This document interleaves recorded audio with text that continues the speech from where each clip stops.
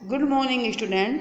Class 7th में अभ्यास सागर का आज हम पाठ 8 एवरेस्ट की चुनौती कंप्लीट करेंगे, पूरा करेंगे। इसमें हम पढ़ेंगे विशेषण व भेद।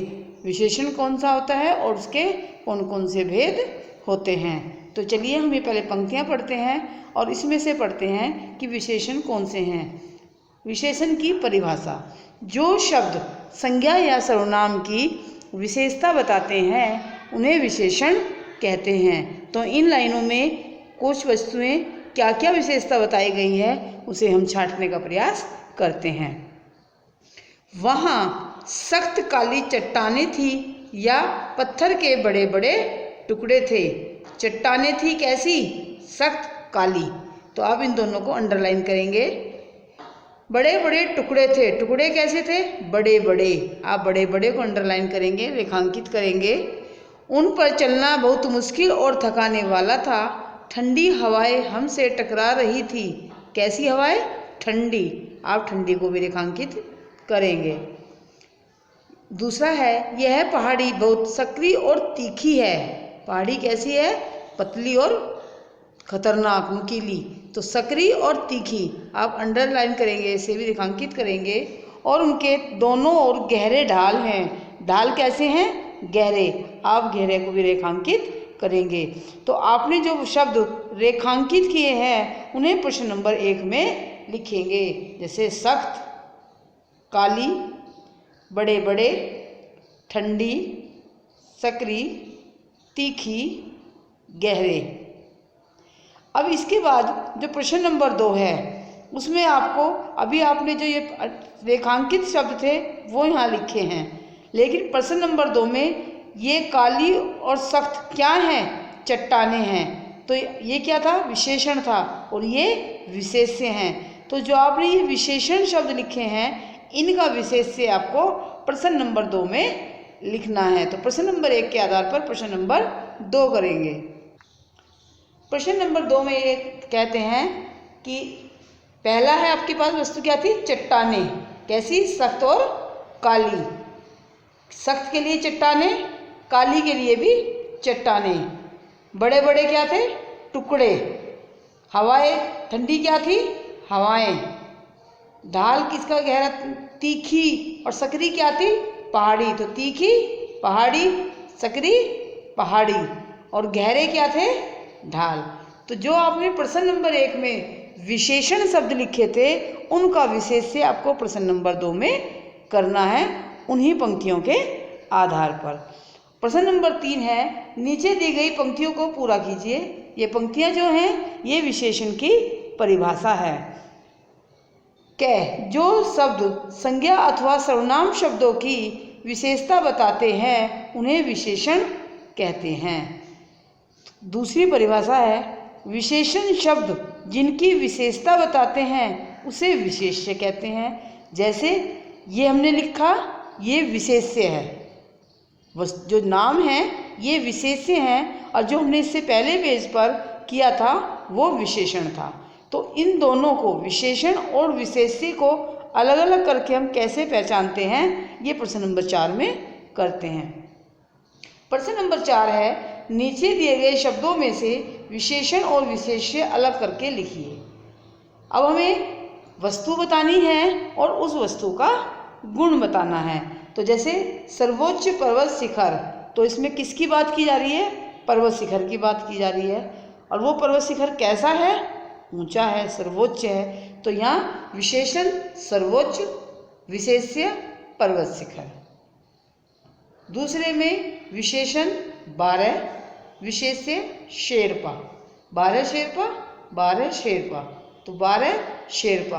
कुछ बच्चों को लगता है कि शेरपा क्या शब्द है। आपने जो पाठ पढ़ा था तो उसमें शेरपा शब्द का शब्दार्थ भी आया था कि वे मजदूर, पहाड़ी मजदूर जो पहाड़ पर चढ़ने वाले लोगों के साथ उनकी मदद करते हैं, उनका सामान ऊपर तक लेके जाते हैं और ये पहाड़ी मजदूर कहलाते हैं। इनको वहाँ पर शेरपा कहा जाता है। दूसरा है काली चट्टानें। विशेषण है काली, चट्टानें हैं विशेष्य है। छोटा सा प्लेटफॉर्म, विशेषण है छोटा सा और विशेष्य है प्लेटफॉर्म। तिरंगा झंडा, विशेषण है तिरंगा और विशेष्य है झंडा। प्रश्न नंबर 5 में हम नीचे दिए गए वाक्यों में उचित विशेषण शब्द भरते हुए उन्हें पूरा कीजिए। हमें लगता है कि हमारे हिसाब जो सही होना चाहिए वो हमें इसमें लिखने हैं। जैसे सुरेखा, हमने बुराई नहीं लिखी, हम अच्छाई लिखने का प्रयास कर रहे हैं। तो सुरेखा अच्छी लड़की है। हो सकता है किसी को गंदी भी लगती हो तो वो लिख सकता है कि सुरेखा गंदी लड़की है, सुरेखा मोटी लड़की है, सुरेखा पतली लड़की है। आपको जो विशेषण लगाना है आप वो विशेषण लगा सकते हैं। दादी माँ के बाल सफ़ेद हो गए हैं, जो मैंने लगाए हैं वो मैं आपको बता रही हूँ। आप इससे अलग भी लगाना चाहें तो लगा सकते हैं। मोटा लड़का राम का मित्र है, 7वीं कक्षा के बच्चे शांत बैठे हैं, भैया जरा ताज़ा दूध तो देना। तो इस तरह से आपने अच्छी, सफ़ेद, मोटा, 7वीं और ताज़ा इन विशेषण शब्दों का प्रयोग किया है। अब हमारे सामने प्रश्न नंबर 6 है। प्रश्न नंबर 6 में इन्होंने क्या किया कि हमें फिर विशेष्य दिया है ना, और हमें इसमें विशेषण लगाना है। फिर पानी, आपकी मर्जी, आप ठंडा लगाएं या गर्म लगाएं, गंदा लगाएं, मैला लगाएं, साफ लगाएं, जो भी आप लगाना सकते हैं। आप पानी की जो भी क्वालिटी बताना चाहते हैं वो बता सकते हैं। जो मैंने लिखी है मैं आपको वो बता देती हूँ, आप इनसे अलग भी लगा सकते हैं। ठंडा पानी, लाल फूल, हरी घास, ऊंचे पहाड़, पतला आदमी, मुलायम कपड़ा, सफ़ेद कपड़ा, मोटा कपड़ा, कुछ भी हो सकता है। प्रश्न नंबर 6 हो चुका आपका। अब प्रश्न नंबर 7, नीचे लिखे निश्चित संख्यावाचक विशेषणों के लिए उचित विशेष्य लिखिए। संख्यावाचक विशेषण, गिनती होनी चाहिए इसमें, लेकिन निश्चित गिनती है, जिनको हम गिन सकें ऐसी चीज़ें आपको बतानी है। जैसे 50 घोड़े, 10 गायें, 1 रोटी, दूसरा आदमी। अब प्रश्न नंबर 8 में है, यहाँ निश्चित संख्यावाचक था, यहाँ अनिश्चित संख्यावाचक है। यहाँ निश्चित था, यहाँ अनिश्चित है। नीचे दिए गए अनिश्चित संख्यावाचक विशेषणों के लिए उचित विशेष से लिखिए। कुछ चने, अनेक जानवर, थोड़ी मूंगफली, सब बच्चे। यहाँ थोड़े आदमी भी हो सकता है, थोड़े आदमी आए थे, थोड़ी औरतें आई थी हमारे यहाँ पर। तो आप वस्तुएं जो हमने चने मूंगफली लिखा है, आप इनकी जगह कुछ भी और भी इस्तेमाल कर सकते हैं। चलिए परिभाषा देख लेते हैं इनकी। जिन विशेषण शब्दों से संज्ञा या सर्वनाम की निश्चित संख्या का बोध हो उन्हें निश्चित संख्यावाचक विशेषण कहते हैं। जैसे 4 घड़ियाँ, 20 पतंगे आदि। जिन विशेषण शब्दों से संज्ञा या सर्वनाम की निश्चित संख्या का बोध न हो उन्हें अनिश्चित संख्यावाचक विशेषण कहते हैं। जैसे बहुत लोग, थोड़े सेब आदि। ये दोनों निश्चित संख्यावाचक विशेषण और अनिश्चित संख्यावाचक विशेषण संख्यावाचक विशेषण के उपभेद हैं, अर्थात ये उसी के अंदर आते हैं। प्रश्न नंबर 9, नीचे दिए गए निश्चित परिमाणवाचक विशेषणों के लिए उचित विशेष्य लिखिए। परिमाणवाचक, जिनमें किसी वस्तु की तौल बताई जाती है, जिन्हें हम तराजू से या किसी माप से नाप कर देते हैं, वहाँ पर परिमाणवाचक का प्रयोग होता है। जैसे कि हम तराजू से तोलते हैं 1 kilo, 2 kilo, 3 kilo, 4 kilo, 5 kilo, इस तरीके से। या दूध वाला जो एक मग्गा रखता है सिल्वर का बना हुआ कि 1 लीटर, 2 लीटर, 3 लीटर, 4 लीटर, वो हमें दूध देता है। तेल भी हम लीटर में लेके आते हैं। लिक्विड सारा हमारा लीटर में आता है और जो ठोस है वो हमारा सारा किलो में आता है। लेकिन जहाँ पर लीटर और किलो की बात चलती है वहाँ परिमाणवाचक होता है।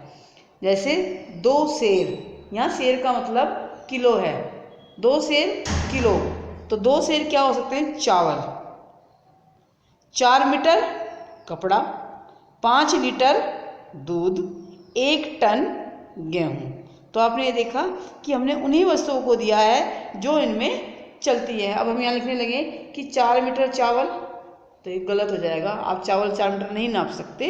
तो आपको ये देखना है कि हमें किसके लिए क्या शब्द सही रहेगा। इसके बाद है आपका प्रश्न नंबर 10। प्रश्न नंबर 10 में देखिए आप, नीचे लिखे अनिश्चित परिमाणवाचक विशेषणों के लिए उचित विशेष्य है। थोड़ा, दूध, सारी, मिठाई, कम, चीनी, अधिक, नमक। अभी मैंने जो आपको परिभाषा बताई थी वो परिभाषा ये है आपके सामने, निश्चित परिमाणवाचक और अनिश्चित परिमाणवाचक। आप अपनी पुस्तक में देख सकते हैं। इसी के आधार पर हम प्रश्न नंबर 11 करते हैं। इसमें हमें विशेषण और विशेषण के भेद बताने हैं। हमारे पास ये 4 विशेषण है प्रश्न नंबर 13 वाले। ये बताने हैं कि सुनीता भोली भाली लड़की है। आप भोली भाली अंडरलाइन करेंगे, यहाँ लिखेंगे भोली भाली गुणवाचक। 3 बच्चे आपका निश्चित संख्या विशेषण हो जाएगा, संख्यावाचक। यह फ्रॉक मेरा भाई लाया, यह इसका विशेषण है और ये सार्वनामिक है। यहाँ तो कटीली तार लगी है, कटीली विशेषण है, गुणवाचक। गिलास में थोड़ा सा शरबत डाल दो, थोड़ा सा विशेषण है, अनिश्चित परिमाणवाचक। अस्तबल में कुछ घोड़े बंधे हैं, कुछ ये आपका विशेषण है और अनिश्चित संख्यावाचक। खीर बनाने के लिए 3 किलो दूध चाहिए, 3 किलो है और ये आपका निश्चित परिमाणवाचक है। वह छात्र आज भी नहीं आया, वह इसमें विशेषण है और ये सार्वनामिक है। इसके बाद आपका प्रश्न नंबर 12। इसमें आपको परविशेषण बताना है। जो शब्द संज्ञा और सर्वनाम की विशेषता बताते हैं वो विशेषण कहते हैं, और जो विशेषण की भी विशेषता बताते हैं उन्हें परविशेषण कहते हैं। जैसे अगर हम कर दें बाप रे सांप तो भयानक था, तो ये भयानक विशेषण हो गया। लेकिन उन्होंने कहा बाप रे सांप तो बड़ा भयानक था, भयानक के साथ में हमने और ज़्यादा बताया बड़ा, तो ये बड़ा इन्होंने घेरा लगा दिया कि ये इसमें परविशेषण है। ऐसे ही लड्डू तो बहुत अच्छे बने हैं, तो इसमें बहुत परविशेषण है। 7वीं कक्षा के बच्चे अधिक कुशल और मेहनती हैं, कुशल और मेहनती तो हैं लेकिन अधिक हैं, इसलिए अधिक परविशेषण हो गया। अत्यंत विषैली चीज़ों को बच्चों से दूर रखना चाहिए। विषैली से ज़्यादा पहले अत्यंत है, अत्यंत को आप सर्कल करेंगे। शैलजा अति चतुर लड़की है, शैलजा चतुर लड़की है ये भी चल जाता, लेकिन उसने ज़्यादा बताने के लिए अति लगाया, तो ये अति इसमें परविशेषण है। इसके बाद है आपका प्रश्न नंबर 13। नीचे दिए गए विशेषणों के भेदों का एक एक वाक्य। गुणवाचक, गीता अच्छी लड़की है। संख्यावाचक, मोहन ने 5 घोड़े खरीदे हैं। परिमाणवाचक, इसमें 5 घोड़े आ गया, इसमें अच्छी आ गया। मुझे हलवा बनाने के लिए 2 किलो घी चाहिए। परिमाणवाचक बताना था, इसमें हमने निश्चित वाला बताया तो 2 किलो। सार्वनामिक, वह आज भी नहीं आया, वह। नीचे दिए गए शब्दों में हमें नुक्ता लगाना है। आप लोगों को पहले वीडियो में भी बताया था, 6th क्लास वाले में भी बताया था कि नुक्ता जो है जय और फै के लिए लगता है। ये उर्दू के शब्द से लिया गया है, तो इसमें भी हम जितने भी जय, फै, जय, फै, जय, फै, जय, फै और जय, इन सब के नीचे बिंदी लगाएंगे, जिसे हम नुक्ता कहते हैं। अब इसके बाद है आपका प्रश्न नंबर 15। प्रश्न नंबर 15 में आप देखिए ये कुछ मुहावरे दिए गए हैं, और इन मुहावरों के साथ साथ आपको ये शब्द मुहावरे इन वाक्यों के हिसाब से आपको इसमें भरने हैं, जो मैं केवल आपको समझाऊंगी। इसे देख करके आप इन्हें स्वयं पूरा करने का प्रयास कीजिएगा।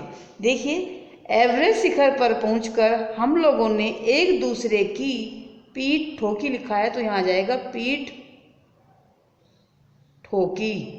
ठोकना लिख रहा है तो आप ठोकी बना देंगे। इसका वाक्य के हिसाब से आप उसमें बोलने की ऐसा बदलाव कर सकते हैं। अब ये नहीं लिखेंगे कि एवरेस्ट शिखर पर पहुंचकर हम लोगों ने दूसरे की पीठ ठोकना, तो ये गलत हो जाएगा, पीठ ठोकी। जैसे मैंने आपको बदल के लिखवाया ऐसे ही लिखना है। ऑक्सीजन की नली में छेद देखकर मेरा तो माथा ठनक गया। दूसरे में माथा ठनक गया, वेरी गुड। गए, चढ़ाई करते करते मेरे पैर जवाब दे गए, जवाब दे गए। आप मेरा बोलना सुन रहे हैं, उसे ही सुनकर आप लिखिए। चढ़ाई करते करते मेरे पैर जवाब दे गए। खाई की गहराई देखकर मेरा दिल दहल गया, खाई की गहराई देखकर मेरा दिल दहल गया। एवरेस्ट पर चढ़ना सचमुच टेढ़ी खीर है, एवरेस्ट पर चढ़ना सचमुच टेढ़ी खीर है।